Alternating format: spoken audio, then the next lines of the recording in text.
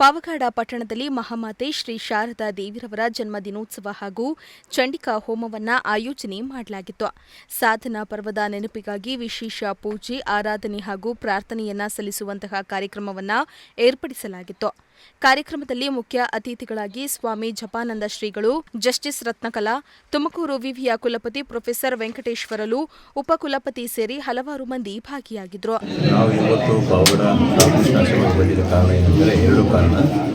ಒಂದು, ಮಾತಾ ಶಾರದಾದೇವಿಯವರ 172ನ ಜನ್ಮದಿನಾಚರಣೆ ಮತ್ತು ಸ್ವಾಮೀಜಿಯವರು ಪಾವಗಡಾಶ್ರಮಕ್ಕೆ ಬಂದ 50 ವರ್ಷದಿಂದ ನಿರಂತರವಾಗಿ ಸೇವೆ ಸಲ್ಲಿಸಿದ ಸಂದರ್ಭದಲ್ಲಿ ಜೊತೆಗೆ ಪಾವಗಡದ ರಾಮಕೃಷ್ಣಾಶ್ರಮ ಸ್ವಾಮೀಜಿಯವರು ನಮ್ಮ ವಿಷಯದ ಜೊತೆಗೆ ನಿರಂತರವಾಗಿ ಸೇವಾ ಕಾರ್ಯಕ್ರಮ ನಡೀತಾ ಬಂದಿದ್ದು ನಮಗೆಲ್ಲ ಗೊತ್ತಿದೆ. ನನ್ನ ಪುಣ್ಯಶ್ರೀ ಅಂತ ಯೋಜನೆ ಮಾಡಿ ನಮ್ಮ ತುಮಕೂರು ವಿಶ್ವವಿದ್ಯಾಲಯದ ಹಲವಾರು ಬಡ ವಿದ್ಯಾರ್ಥಿಗಳಿಗೆ ಅನ್ನ ಸಂದರ್ಭ ಮಾಡ್ತಾ ಇದ್ದ ಸಂದರ್ಭದಲ್ಲಿ ಜೊತೆಗೆ ವಿದ್ಯಾರ್ಥಿಗಳ ಜ್ಞಾನಾರ್ಜನ ಹೆಚ್ಚಾಗಬೇಕಂತೇಳಿ ಪ್ರೇರಣಾ ಉಪನ್ಯಾಸ ಕಾರ್ಯಕ್ರಮ ಪ್ರತಿ ತಿಂಗಳ ಒಂದು ಸಾರಿ ನಿರಂತರವಾಗಿ ನಡೀತಾ ಇದೆ.